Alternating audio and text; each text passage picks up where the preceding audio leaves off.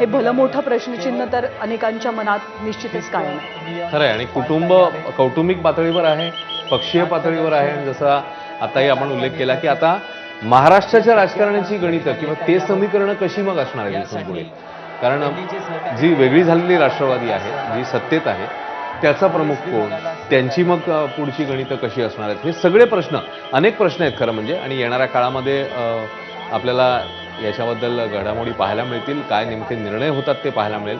मात्र हे सगळं एकीकडे आणि आजचा हा क्षण, अजितदादा अमर रहे कार्यकर्त्यांच्या घोषणा, आपण पुन्हा पुन्हा म्हणतो की 2 दिवसापूर्वी कोणी स्वप्नातही हा विचार केला नसेल की अजितदादा परत या किंवा अजितदादा अमर रहे असं काहीसं आपल्या तोंडून आपल्याला बोलावं लागेल. आणि कार्यकर्त्यांच्या मनामध्ये देखील ते एक दाटून आलेलं असेल सगळं की हे असं काहीतरी आपल्याला बोलावं लागतंय. आठवणीमध्ये अनेक कार्यकर्त्यांच्या अश्रूंचा बांध फुटला. त्यासोबतच कौटुंबिक पातळीवर कुटुंब देखील आहे, तर त्यांना देखील दुःख अनावर झालेलं आहे.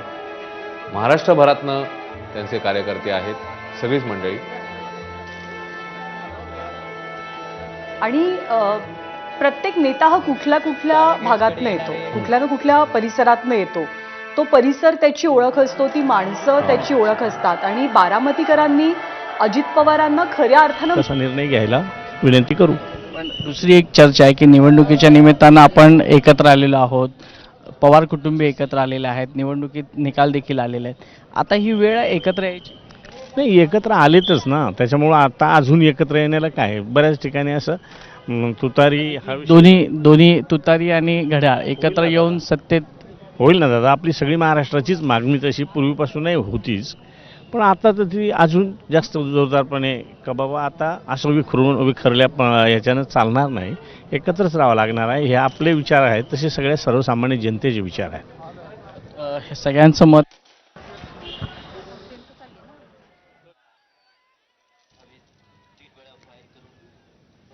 तर नरहरी झिरवाळ यांची प्रतिक्रिया होती. जसं आपण म्हटलो की आता एक पुढचा टप्पा सुरू होईल. भावनांचा कल्लोळ शांत झाल्यानंतर प्रॅक्टिकल विचार हा करावाच लागणार आहे. जिल्हा परिषदेच्या निवडणुका तोंडावरती आहेत, सरकारमध्येही काही मोठे निर्णय कदाचित घ्यावे लागतील.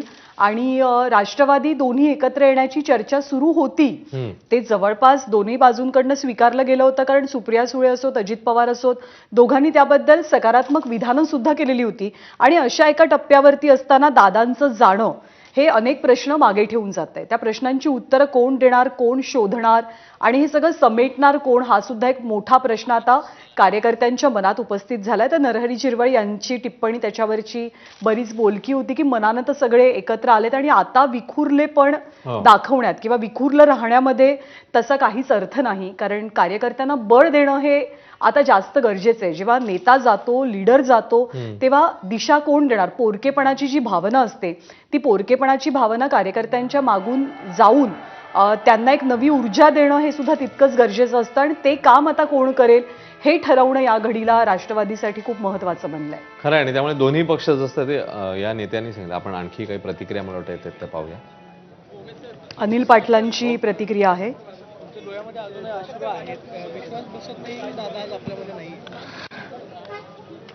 आमचं अस्तित्वच संपल्यासारखं आम्हाला वाटतंय. जो आधारस्तंभ होता, जो बापासारखा आमच्यावर प्रेम करायचा, कधी जाणू दिलं नाही हो. असा एकमेव नेता होता की दर मंगळवारी आम्हाला आमदारांना बोलवणं, काय समस्या असेल ते ऐकणं. आमच्या मतदारसंघातला प्रत्येक विकासाची वीट त्यांनी रचलेली. काय करणार आम्ही आज? कोणाकडे बघणार आहे आम्ही अजून? हे सगळंच संपलं आमच्या दृष्टीने. तर असा दिवस बघायला मिळेल हे आयुष्यात विचारही केला नव्हता आमच्यासारख्या.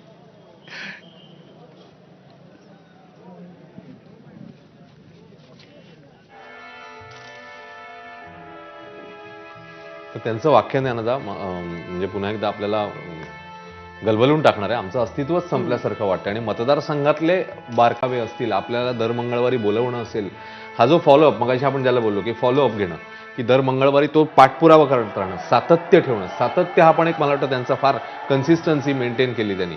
तर आता आम्ही कुणाकडे बघायचं म्हणजे एखादा आमदार, मंत्री अशी झालेली मंडळी ही आता एवढी हतबल झालेली आपल्याला बघायला मिळतात की आता आम्ही कुणाकडे बघायचं, आमचं अस्तित्वच संपल्यासारखं वाटतं.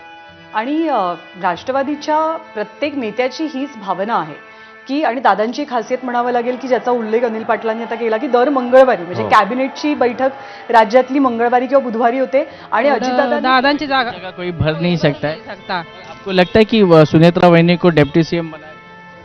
हाँ निश्चित. लोगों की मांग हो रही है. हो डेफिनेटली. आप उनको हो सपोर्ट करेंगे हम. हाँ, हमारा सबका सपोर्ट है क्योंकि जिस तरह से दादा की अचानक एग्जिट हुई है हमारे लाइफ से, तो हम सब पूरे हम बोल नहीं सकते, हमारे पास लफ्ज़ नहीं है बोलने के लिए कि हम पूरे अब दुख में बुढ़े वाले हैं. इससे उभरने के लिए हमें 4-5 महीने लगेंगे. फिर भी जो सियासत के डिसीजन लेना है वो अपने स्टेट गवर्नमेंट और हमारे जो राष्ट्रवादी कांग्रेस पक्ष के जो सीनियर हमारे मंत्री लोग गण है वो सब मिलके लेंगे. दूसरी बात है कि दोनों पवार फैमिली एक साथ अभी आने का एक सही समय. काही नाही, काही सांगता येत नाही. आले तर चांगलंच आहे आपल्या महाराष्ट्रासाठी, आपल्या देशासाठी.